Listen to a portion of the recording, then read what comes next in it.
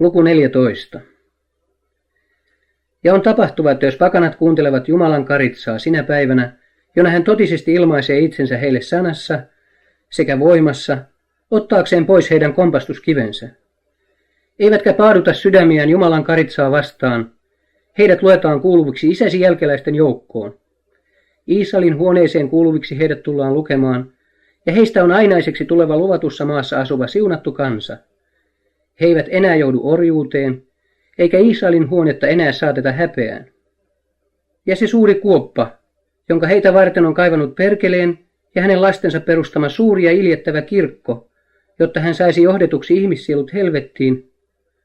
Se suuri kuoppa, joka on kaivettu ihmisten kadotukseksi, tulee täytetyksi niillä, jotka sen kaivoivat, heidän täydelliseksi tuhokseen, sanoo Jumalan karitsa.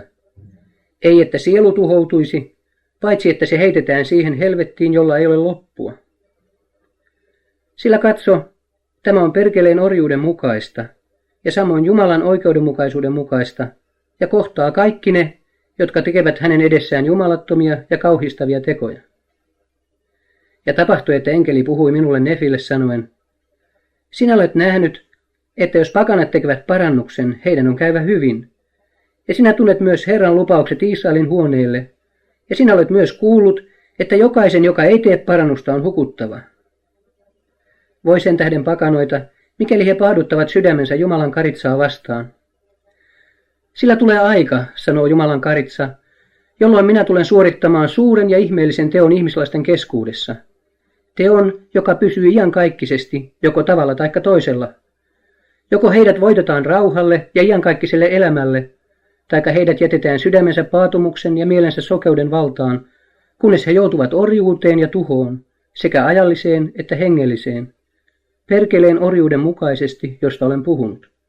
Ja tapahtui, että enkeli nämä sanat puhuttuaan sanoi minulle, muistatko liitot, jotka isä on tehnyt Israelin huoneen kanssa? Minä sanoin hänelle, muistan. Ja tapahtui, että hän sanoi minulle, katso, näet tuon suuren ja iljettävän kirkon, joka on iljetysten äiti ja jonka perustuksena on perkele. Ja hän sanoi minulle, katso, on olemassa vain 2 kirkkoa. Toinen on Jumalan karitsan kirkko ja toinen perkeleen kirkko.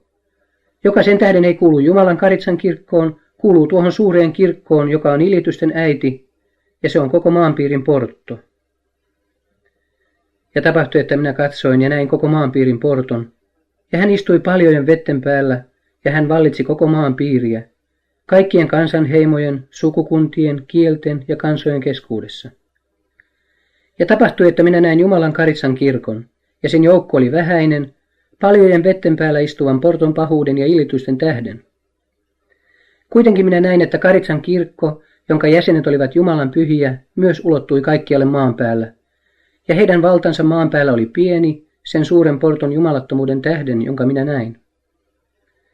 Ja tapahtui, että minä näin iljetysten suuren äidin kaikkialla maan päällä keräävän kaikkien pakanakansojen keskuudesta yhteen suuria joukkoja taistelemaan Jumalan karitsaa vastaan. Ja tapahtui, että minä Nefi näin Jumalan karitsan voiman laskeutuvan karitsan kirkon pyhien päälle ja Herran liiton kansan päälle, joka oli hajaantuneena kaikkiin maan ääriin. Ja heidän aseinaan oli vanhurskaus ja Jumalan voima suuressa kirkkaudessa.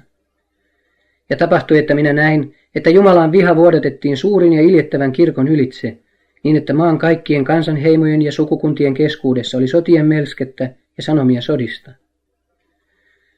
Ja kun kaikkien iljetysten äidille kuuluvien kansojen keskuudessa alkoi olla sotien melskettä ja sanomia sodista, enkeli puhui minulle sanoen, katso, Jumalan viha on porttojen äidin päällä, ja katso, sinä näet kaiken tämän.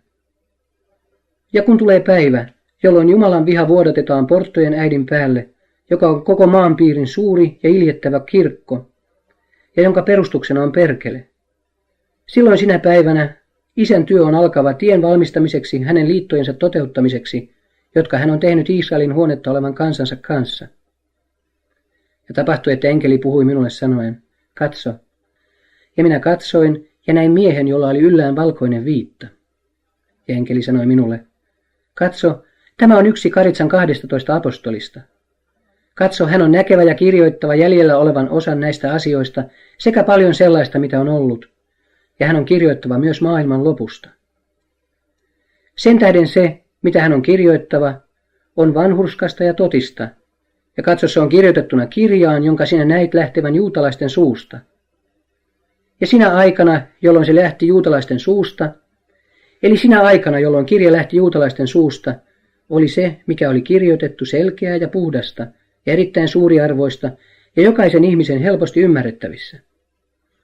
Ja katso, siinä, minkä tämä Karitsan apostoli on kirjoittava, on oleva paljon sellaista, mitä sinä olet nähnyt, ja katso, sinä olet näkevä loputkin. Mutta sitä, mitä tämän jälkeen näet, älä kirjoita, sillä Herra Jumala on säätänyt, että Jumalan Karitsan apostolin on se kirjoitettava. Ja myöskin muille, jotka ovat olleet, hän on näyttänyt kaikki, ja he ovat kirjoittaneet ne, ja ne ovat sinetöidyt tullakseen Herran itse soveliaksi katsomana aikana Israelin huoneen tietoon puhtaudessansa yhdenmukaisina Karitsassa olevan totuuden kanssa.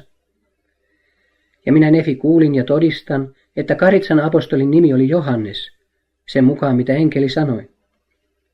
Ja katso, minua Nefiä on kielletty kirjoittamasta jäljellä olevaa osaa siitä, mitä näin ja kuulin. Sen tähden se, mitä olen kirjoittanut, riittää, ja minä olen kirjoittanut vain pienen osan siitä, mitä näin. Ja minä todistan, että minä näin, mitä isäni näki, ja Herran enkeli ilmoitti sen minulle. Ja nyt lakkaan puhumasta siitä, mitä näin, ollessani vietynä pois hengessä. Ja vaikka en ole kirjoittanut kaikkea, mitä näin, on se, mitä olen kirjoittanut, totta, ja näin on. Aamen.